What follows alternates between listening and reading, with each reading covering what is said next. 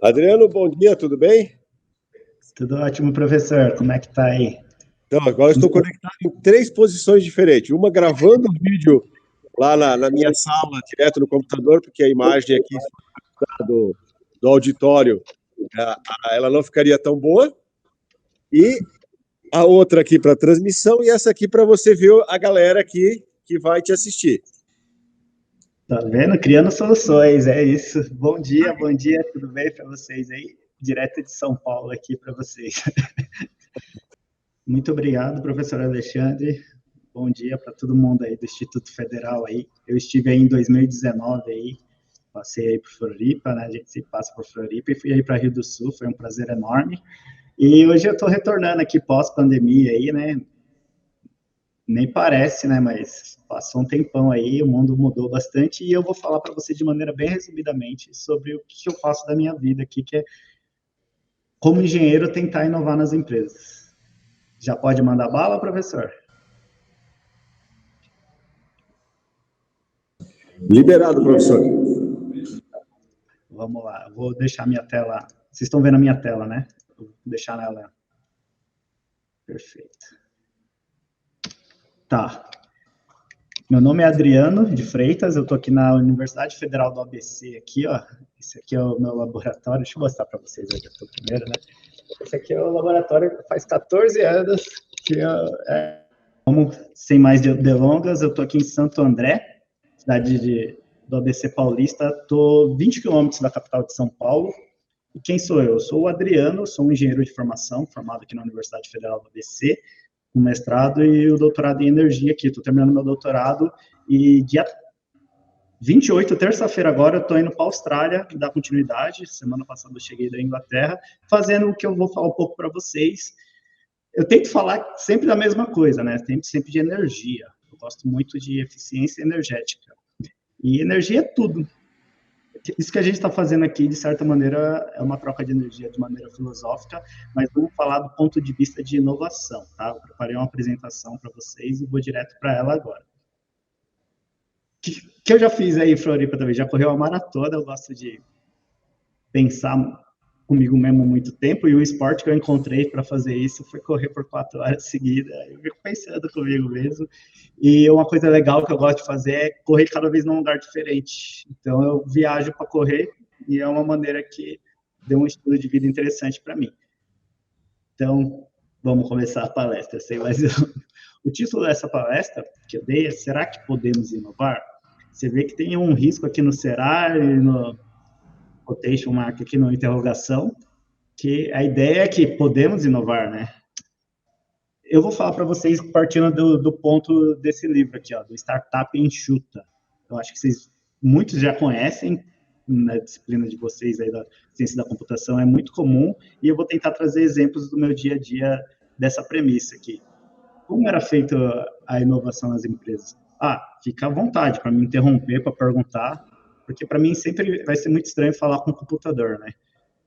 É muito estranho, então fica à vontade para perguntar, interromper a hora que for, só abre o microfone e a gente segue o jogo, tá bom? Tá. A grande pegada da inovação hoje em dia em qualquer startup é tentar fazer o que as grandes empresas sempre tentaram fazer desde o começo do mundo, que é reduzir o quê? O desperdício. De que maneira? Validando premissas do negócio. O que eu estou falando? O que é desperdício? A gente quer otimizar o quê? Pessoas, dinheiro, tempo, produto, matéria-prima, qualidade de vida, a nossa internet. Então, tudo que for o contrário do otimização é o desperdício. E todo bom engenheiro, ele é viciado em querer otimizar qualquer coisa, né?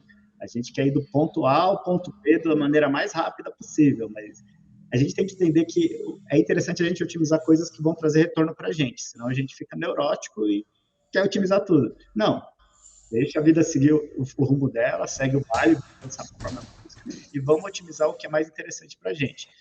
O que é interessante quando a gente fala de startup?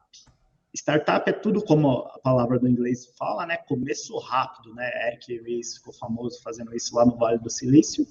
A ideia é o começo rápido. Por que ele está falando de começo rápido? Início rápido ou meteórico?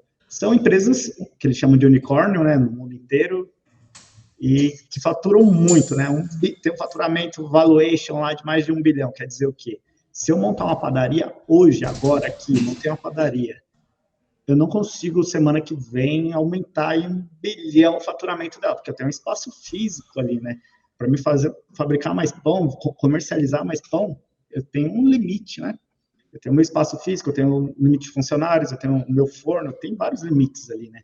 Na tecnologia, às vezes a gente traduziu uma aplicação para outro idioma, já chegou no mundo inteiro no outro dia, né? Então, aumentou o meu servidor, de alguma maneira assim. Então, eu consigo ter startups muito facilmente em empresas de tecnologia, mas isso não é única e exclusivamente de empresas de tecnologia, tudo bem? Poderia ser qualquer tipo de empresa, mas favorece muito empresas de tecnologia porque são escalonáveis. Pensando dessa maneira, o início rápido, o que acontece com tudo que é muito rápido? Você tem extrema incerteza, né? Você tem que correr riscos. O que é correr risco? Você não sabe o desfecho, não tem certeza absoluta do desfecho. Você calcula, né? É aquela ideia, né? A gente está sempre correndo risco, né? Se a gente ficar 2 minutos sem respirar, não tentem, vocês vão ficar roxos. Mas se vocês tentarem, vocês percebem que a gente está sempre reiniciando o nosso sistema a cada 2 minutos, né? A cada 2 minutos a gente respira. Então, a cada 2 minutos tem um risco aí da gente parar de respirar. Né? Se acontecer. Covid está aí, ele prova isso, né? Que se a gente tiver dificuldades na nossa respiração, qualquer coisa, isso a gente corre o risco de vida, né? Falando nas empresas, o risco de vida das empresas, ficar sem respirar, é o lucro, né? O dinheiro, né? O patrimônio líquido da empresa, o que mantém ela viva. Tá, falei de empresa, falei de startup, falei de tecnologia, vamos falar de inovação e empreendedorismo. No mundo inteiro, quando a gente cria algo, vou criar um produto agora, eu e vocês. A gente vai ter uma ideia e vamos tentar fazer essa ideia, depois a gente mensurava, por exemplo, uma montadora de carros. Tem um conceito lá, vou criar um novo modelo atual de um carro X aí, do novo Fusca. Vocês lembram do Fusca? Já viram o Fusca? Já viram em filmes, em livros? Meu primeiro carro foi o Fusca. Tá, era um carro bem antigo que parecia uma joaninha, né? Um Beetle.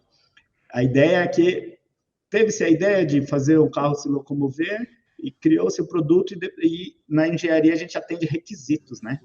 A engenharia, a gente sempre tem que atender requisitos e a gente atende normas provavelmente muitas vezes de segurança, né? Vou fazer uma ponte, a ponte vai aguentar quantos quilos, vai passar quantos carros, então ela tem que sustentar um limite de peso. Eu vou fazer um motor, ele vai ter explosões dentro dele, ele não pode explodir para fora dele, né? Então, né, vocês estão me ouvindo, certo? I hope so. Daí, a ideia vai se melhorando com o passar do tempo que eu vou criando o produto. Quando a gente pensa em startup, a gente está falando de coisas muito rápidas, de tecnologia, então é um mundo muito dinâmico. Então, a ideia é que você vai criar o produto medindo e tendo a ideia, mas de que maneira? Validando. A palavra secreta aqui, a palavra segredo aqui, eu não conto para ninguém, mas você vai validar antes mesmo de você fazer. Essa é a ideia da startup, que você vai validar tudo que você for fazer, antes de fazer. Como você vai fazer isso? Você vai direto ao cliente. É o poder dos pequenos lotes, né? É o poder de fazer um passinho de cada vez, sempre tendo certeza que você está indo na direção certa. É como se o GPS recalculasse a rota a cada rua que você entrasse. Antigamente, a gente traçava um destino e ia até o destino. Antigamente, que eu falo, menos de 10 anos, tá? Desde o começo do mundo até os últimos anos 2000, a gente estabelecia o destino, traçava a rota, eu vou até a montanha, e ia seguindo o caminho. Com a ideia do GPS, a gente fez uma curva mais para a esquerda, mais para a direita. Tem um trânsito, ele recalcula a rota, né? O Waze não é assim. Essa é a ideia que trouxe para gestão de projetos também, gerenciamento de projetos. Quando você vai fazer engenharia, a ideia é que a gente está sempre verificando, validando e recalculando rotas. Daí, eles chamam isso, hoje em dia, no mundo de MVP, né? Minimal Viable Product. O produto mais barato que você pode fazer. O mínimo produto, o produto mais rápido que você pode validar isso. Fazer o jeito mais simples possível para sempre esse V aqui que é o importa. É a ideia de validar. Antes de eu entrar na rota, o GPS já está falando para mim que aquela rota tem o trânsito menor. Aí eu entrei nela, o GPS já está falando que na próxima direita, eu nem entrei ainda, já está me mostrando que pode acontecer um trânsito, acontecer um buraco, fechar, acontecer um bloqueio da via. Então, em vez de construir, medir e aprender, é aprender, medir e construir. A ideia parece que eu só estou trocando as palavras, mas a ordem que você faz qualquer coisa muda tudo, né? Quem de vocês já fez um bolo? Levanta a mão aí para me ver. Ai, mentira, eu não estou vendo vocês. Tá, eu imaginei que alguém fez um bolo de vocês. Eu sei que vocês estão tímidos, né? E eu não consegui ver, mas eu vou imaginar. Quem já fez um bolo sabe que se você mudar a ordem dos ingredientes, o bolo muda a textura, muda o sabor, às vezes nem acontece o bolo de verdade, né? Ou ele não cresce. A ideia quando você faz um produto também é isso. Quando você vai trabalhar, é isso. Tem ordens que vão validar melhor o seu produto, vão fazer isso acontecer, né? Não dá para você construir a casa pelo teto, entendeu? Você vai ter que construir pelo alicerce muitas vezes. Mas muitas vezes, se você colocar umas colunas, você pode ir para o teto, mas precisa ter as colunas. A ideia do mínimo produto viável é você estar validando tudo que dá para fazer antes. De que maneira isso acontece no nosso mundo? Nesse livro do Eric Ries, que eu uso aqui como referência para vocês, não sou eu que criei isso, tá bom, gente? Eu sou apenas um engenheiro. Engenheiro, a gente aplica conhecimento científico, pelo método científico, né? A gente aplica o que foi criado, a gente aplica a matemática.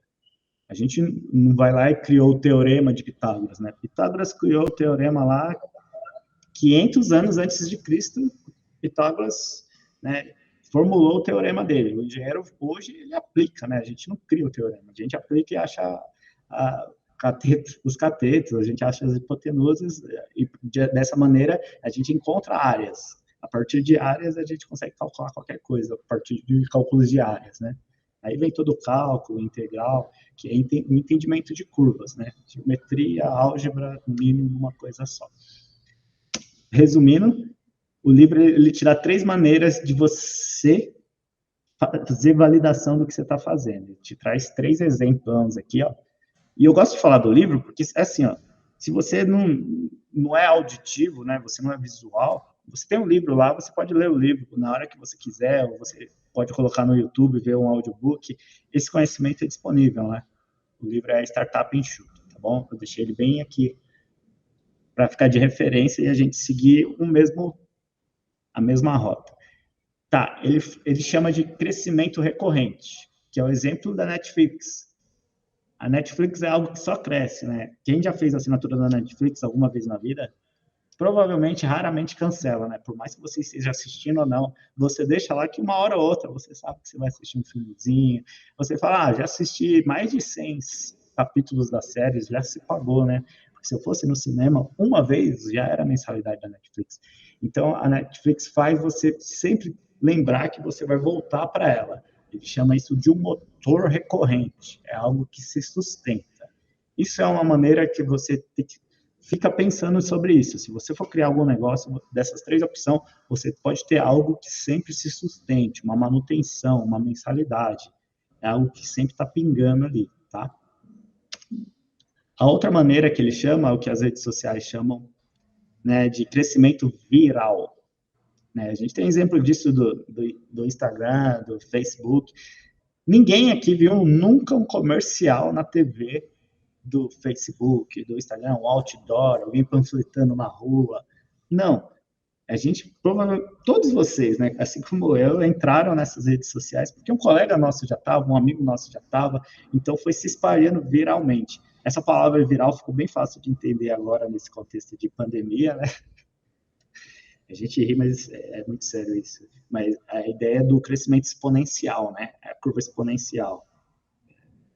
É uma curva exponencial, é a melhor explicação possível. Então, o crescimento viral é algo que você vai fazer seu cliente buscar mais outros 3, 4, 5 clientes, porque ele não quer estar, né, postando as fotos dele sem os amigos dele ver, né? Se você posta uma foto sua no Instagram, você tem aquela expectativa que seus amigos verão essa foto. Ou mais ainda, pessoas que você nem conhece. Então, para fazer isso, você está chamando eles, está falando para eles, você está curtindo as fotos deles, crescimento viral. Isso ocorre em outros negócios também. Tem outros empreendimentos, existem até restaurantes que para você comer nele, você tem que ter sido convidado por alguém. São estratégias, né? Nisso são estratégias. A terceira estratégia que ele resumiu de uma maneira bem fácil é o crescimento pago, que é o bem tradicional, que é o mais dedutível, que é o mais natural assim no nosso mundo, né? Que a gente tem o Google AdWords, que a gente coloca, né, monetariamente a gente investe um dinheiro lá para estar recorrente em marketing, né? Estratégia de colocar o seu produto no mercado, né? A palavra marketing deriva disso, né? Essa palavra marketing é interessante. Toda palavra, eu faço várias ressalvas, né? Toda palavra, quando está em inglês e não se traduz para o português, ou poderia ser qualquer outro idioma, em japonês, por exemplo, Ishikawa, né, um sistema de qualidade, né, dos 5 S, né, tem essas ferramentas. Toda palavra, quando não se traduz, é que uma palavra só, ela significaria uma frase inteira.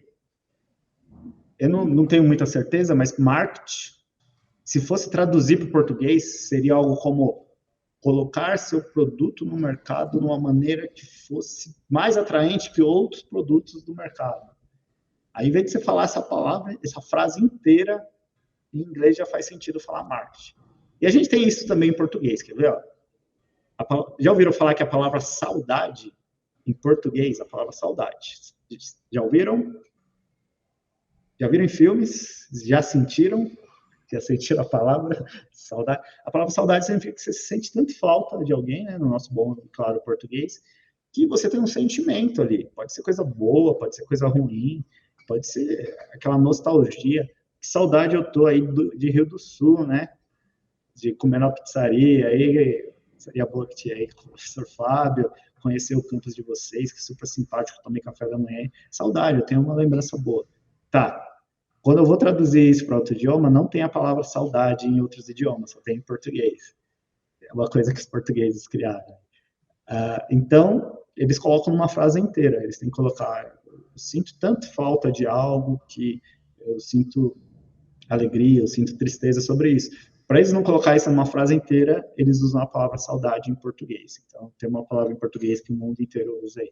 Mas voltando para o marketing, quando se fala em marketing, colocar seu produto no mercado de maneira que seja mais agregador de valor ali, que coloca um celular com o outro, para mim fazer um celular ser mais chamativo que o outro, eu vou ter que levar informações para o cliente, ou seja, de design, falar que ele é mais bonito, falar que a tecnologia dele é melhor, falar que ele é... Enfim, eu vou ter que levar informações. Essas informações podem ser pagas e serem levadas de alguma maneira para o seu cliente.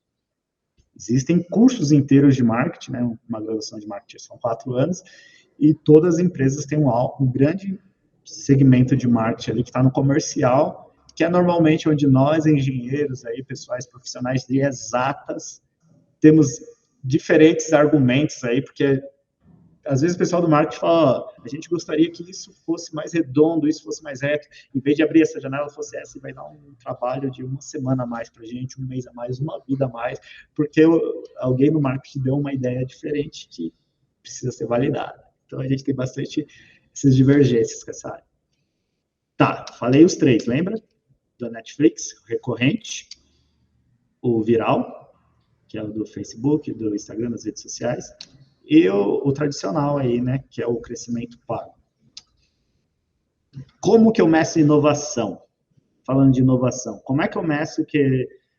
eu vou criar o iPhone, sei lá, 35. Quanto que é o valor do iPhone 35 no mercado?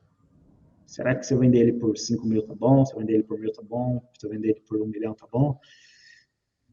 Nunca criaram um iPhone 35, vai ser a primeira vez.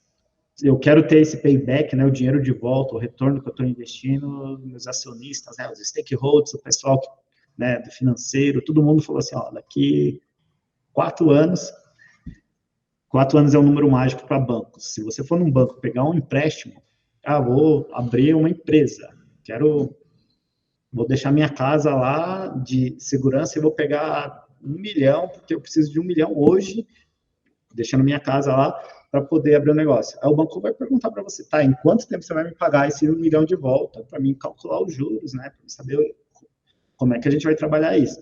O número mágico que no mundo inteiro se trabalha é que um empreendimento ele se paga em 4 anos. Esse é um valor padrão. Tá, vai variar vários detalhes, aí tem infinitos detalhes, mas esse é um número mágico para vocês entenderem que quando se fala em investimento de negócios, a ideia é que quando está começando, né, o primeiro negócio de todos, você está começando. Para começar, você tem ali 25% por ano, pagando todos os seus custos, pagando todos os seus funcionários, sobrevivendo, pagando todo mundo. No final do ano, você vai ter 25% do que você pagou e 4 anos você vai só ter lucro. Esse é um número mágico, é interessante a gente entender esses números. Mas quando se fala de inovação, como é que a gente sabe se o iPhone 35 vai se pagar? Claro, eles vão usar outra métrica, né? Já sabe que é uma marca, já funciona. Talvez eles vão pegar ali um tempo mais curto. Mas algo que nunca foi criado, você não tem uma referência. Então, a contabilidade para inovação é totalmente diferente. Você vai ter que entender muito bem o seu cliente ali, causa e efeito, acessíveis e fáceis de... Mas a ideia é o que está escrito aqui, ó. Aprendizado, que está sobre uma balança aqui, né? O igual é sempre um balanceamento. O fracasso. Fracasso é entendido como aprendizado.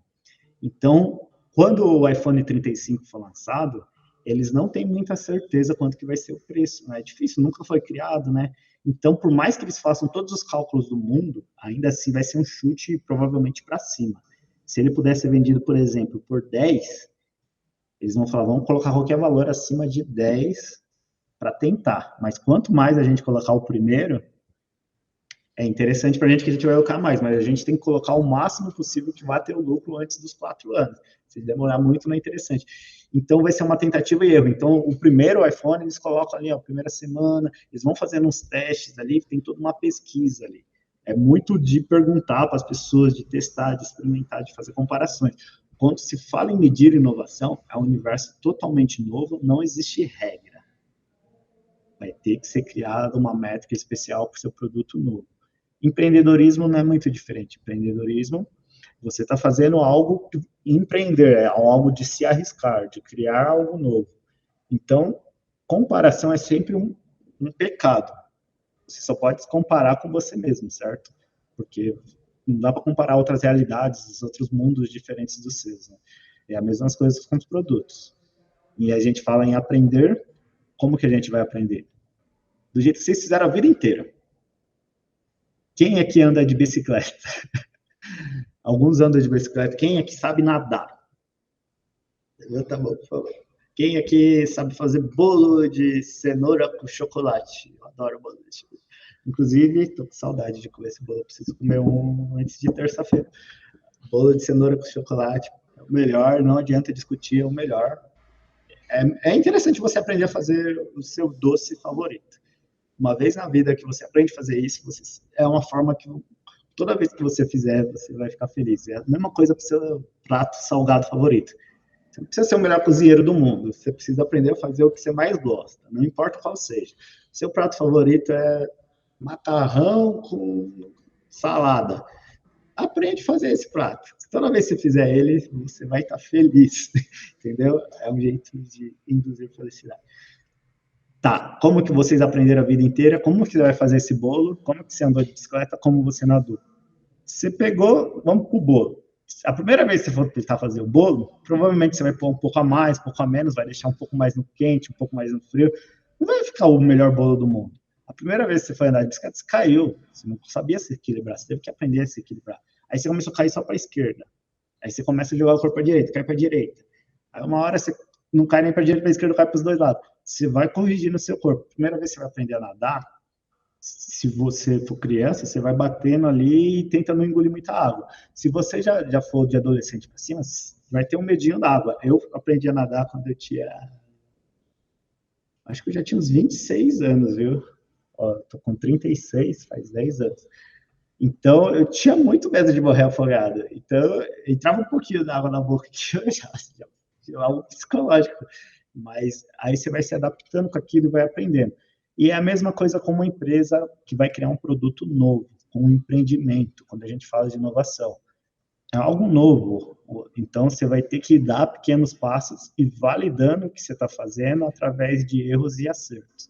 Os acertos, muito bem, parabéns, continua fazendo. Uns erros, muito bem, presta atenção, o que aconteceu errado, e se for caindo para a direita, vira para a esquerda. Se cair de novo, você vai saber que não é para... Você vai ter que achar um balanceamento. Se continuar caindo, você tem que ir mais para a direita. Se continuar caindo para a esquerda, vai mais para a direita. Até ter um balanceamento. O bolo ficou muito doce, coloca menos açúcar. Ou não, eu não como açúcar, então não coloca açúcar. É mais saudável. Era o bolo, natação. Vai relaxando o seu corpo. Você vai ter que entender que seu corpo ele flutua quando você estiver relaxado. Quanto mais tenso, mais difícil para flutuar. Então, em algum momento, você vai ter que entender que você vai ter que deixar seu corpo bem relaxado. Quanto mais relaxado, mais oxigênio vai ter dentro do seu corpo. Com ar, oxigênio, ele boia. Boiando é só empurrar o corpo para frente. Isso é uma coisa que vai indo. Falar é fácil, mas fazer é questão de prática, certo? Então, aprendizado é igual.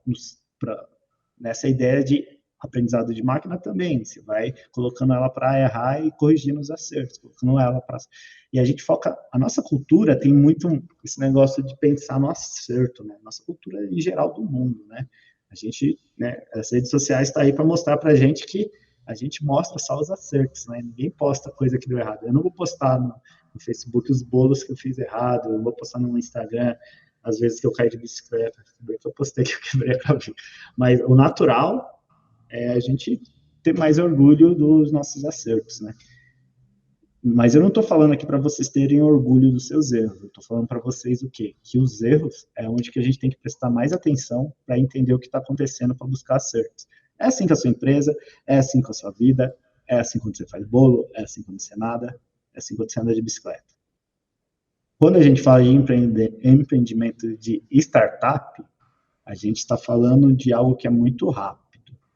Aqui nessa figura que vocês veem, eu coloquei aqui para vocês um foguete, né?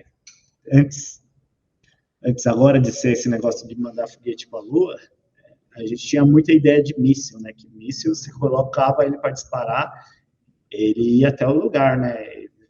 Tinha aquela piada que foguete não tem ré, né?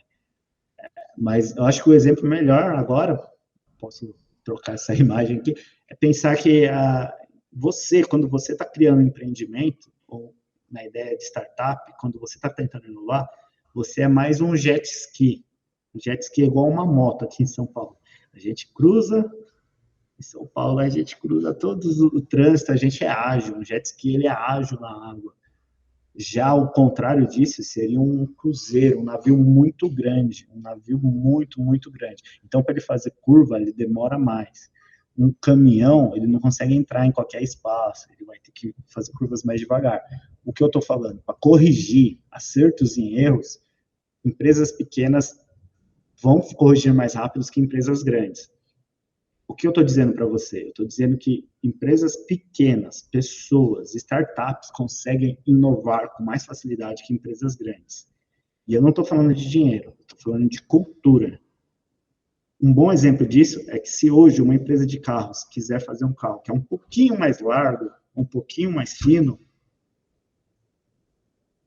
ela não consegue fazer de uma hora para outra, porque toda a estrutura dela, todas as ruas, todos os pedágios, todos os mecânicos, foi feito para um carro de 4 rodas. Foi feito para um carro que tem distâncias entre eixos. Eu não me recordo a medida exata, sou engenheiro de produção, mas já faz 10 anos. Tá, 2,5 metros, 3 metros, é a distância entre uma roda e outra, de todos os carros, não importa o tamanho do carro. O carro ele vai ter a distância entre rodas, a mesma distância quando estamos se falando de eixos. Porque tem todo o padrão das ruas, tem todo o padrão dos mecânicos, tem todo o padrão de ter que trocar a roda quando chegar em qualquer lugar. Então, tá, se for provado que se eu fizer um carro de 3 rodas, eu vou economizar mais, porque vai ter uma roda a menos, então eu vou poluir menos, eu vou gastar menos dinheiro trocando rodão, porque uma roda a menos, é menos material. Mesmo assim, para mudar isso é muito difícil. Uma empresa, uma montadora, ela tem toda a fábrica lá construída para fazer carro de 4 rodas. Já uma empresa que vai começar a construir o carro hoje, ela consegue fazer carro de 3 rodas. O exemplo disso está a Tesla. Ela começou fazendo carros, né, elétricos, né, com bateria. As montadoras antigas, elas vão poder fazer? Vão, mas elas vão ter que mudar toda a estrutura dela antes. Ela já tem algo construído lá. Ela quer ganhar dinheiro com aquilo que ela construiu. Ela começar algo do zero é um risco muito grande. É muito mais fácil um concorrente começar algo, uma inovação do zero quando esse é pequeno. A ideia de startup é essa. A única vantagem que um pequeno tem contra um grande é deles conseguir mudar rápido. Você consegue concorrer com o Google hoje? Você não vai conseguir concorrer com o Google se for para fazer busca e pesquisa, porque o Google é muito gigante, ele faz um monte de coisa, ele é muito gigante, e para você concorrer com ele, você tem que bater de igual para igual. Você não tem força de bater de igual para igual com ele nisso. Só que você consegue concorrer com o Google em coisas que ele não está fazendo ainda. Essa é a provocação, tá? Porque o Google, para ele fazer outra coisa, ele vai ter que ter uma mudança, tal. Então você consegue. E é daí que vem as startups, quando elas começam a fazer coisas. Por exemplo, a gente tem, né? Essa cor aqui lembra um banco, né? Não vou falar o nome das empresas, não. Mas esse banco começou digital, ele conseguiu concorrer com os bancos grandes, porque ele começou muito forte ali no celular, abrindo cartão, conta digital, e os grandes não estavam fazendo. Mas se ele fosse começar de igual para igual com a agência, ele não teria. Então, esse é o ponto. Você consegue concorrer com qualquer coisa no mundo, não importa o tamanho. Se for muito grande, você vai conseguir concorrer com ele com coisas que ele não está fazendo ainda. Se for do mesmo tamanho de você, você consegue concorrer na mesma, bater com a mesma força. Tudo bem? Aí vem esse verbete aqui das empresas de tecnologia, que é muito comum, acho que vocês estão cansados de ouvir, de falar de pivotagem. Né? A gente fala bastante disso. Pivotar. Da onde surgiu isso? Já está acabando, tá, professor? A ideia de pivotagem vem do esporte, do basquete, né? Quando você foi bloqueado, você pivota e jogar para outro lado, né? Quem joga, né? Assiste NBA entende isso. A ideia é que você foi para um caminho. Se o seu componente de inovação, de empreendimento, é sobre funcionalidade, é segmento de cliente, você fez um produto para jovens universitários, aí você entendeu que pode ser para outro segmento. Por exemplo, o Uber, quando foi criado, foi criado para pessoas que estavam voltando da balada à noite, porque não queriam voltar, né, bêbados, embriagados, e não poderiam dirigir. Então, foi uma ideia que entendeu-se que todo mundo tinha essa ideia, poderia ter esse segmento, e foi abrido para todo o corpo. Monetização. A ideia é que, eu queria que fosse por mês. Não, pode ser por ano, pode se pagar toda vez que usa, ou não, vou usar comerciais. Essa é a ideia de pivotagem, tá bom? Então, o que é empreender? Empreender também é administrar, né? Entender o que está acontecendo. Então, essa é a ideia, de você criar educação suficiente, porque educação é algo que você está adquirindo para melhorar a sua capacidade intelectual. Você melhorando sua capacidade intelectual, você aplica isso em qualquer coisa. Tudo bem?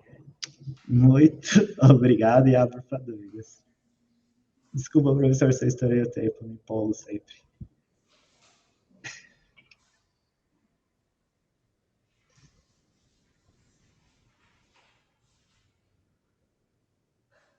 Fiquem à vontade para pedir o slide, eu vou enviar o slide para o professor, tá bom?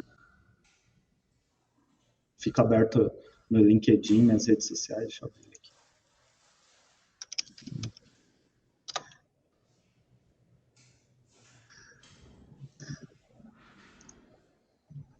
Interromper.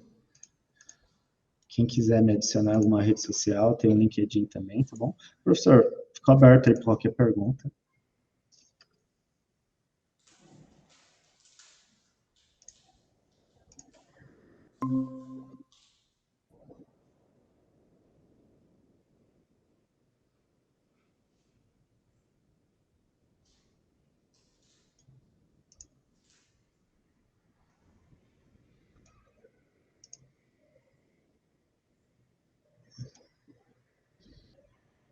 Eu não estou ouvindo, se alguém estiver falando alguma coisa.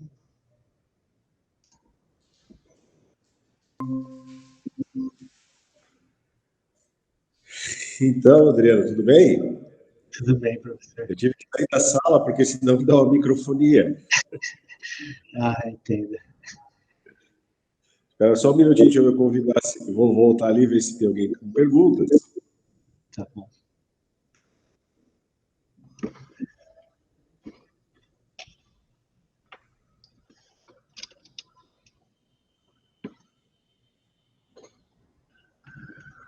Eles estão meio tímidos. Mas então é o seguinte, que recado você daria para um aluno? Poxa, eu tenho uma ideia, quero criar um software ou um outro produto de tecnológico para começar. Para começar, o que vocês estão fazendo é ótimo. O que vocês estão fazendo tá se expondo, só de você estar sentado, pensa, no Brasil inteiro, no contexto que o nosso país está, né, tem todo o mundo em pandemia, vocês estão investindo na pessoa mais importante da vida de vocês, certo?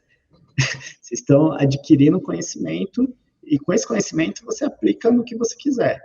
Então, para começar, sempre exercício. Eu vou ser um atleta, o que eu tenho que fazer? Eu tenho que fortalecer meus músculos, para mim aplicar essa minha musculatura no meu esporte. Eu vou usar coisas que precisam da minha capacidade intelectual. O que eu vou fazer? Eu vou melhorar a minha capacidade de educação, meu conhecimento, meu acesso a pessoas. Vou me envolver para me melhorar a minha capacidade de aplicar isso. É treino. Se eu vou começar um negócio, eu vou ter que aprender algo do zero. Eu não fiz nunca esse negócio na minha vida. Então, eu vou ter que fazer por tentativa e erro. Então, a maneira mais fácil é eu conhecer pessoas que já fazem isso. Ou seja, eu nunca fiz uma padaria na vida, eu nunca fiz uma mecânica na vida, eu nunca fiz uma borracharia na vida. Eu vou começar a visitar borracharias, padarias, comércios desses, e vou ver o que eles estão fazendo de certo e vou ver o que eles estão fazendo de errado. O que eles estão fazendo de certo, eu vou dar parabéns para eles e vou falar para eles, vocês estão fazendo muito bem. Mas o que eles estão fazendo, que eu acho que não está legal, é nisso que eu vou ficar bom. Porque é aí que eu vou conseguir um segmento.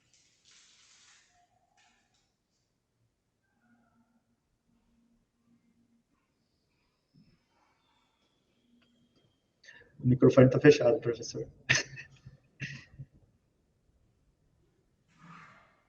Eu sei, mas se eu abrir dentro do auditório, estoura o som. Ai. Obrigado, professor. Desculpa por fazer você ficar correndo lá. Então, tá ok. Eu já conversei, alguns já levantaram a mão, que são muito tímidos, que eles querem a tua apresentação. Aí, a hora que tu me remeteres, eu vou passar para eles e também vou passar o teu e-mail para eles trocarem algumas ideias. Perfeito. Estou te passando agora essa apresentação. Agradeço muito a presença de vocês. Na palestra presencial, quando para a gravação, para o trabalho, os alunos vêm conversar com o palestrante.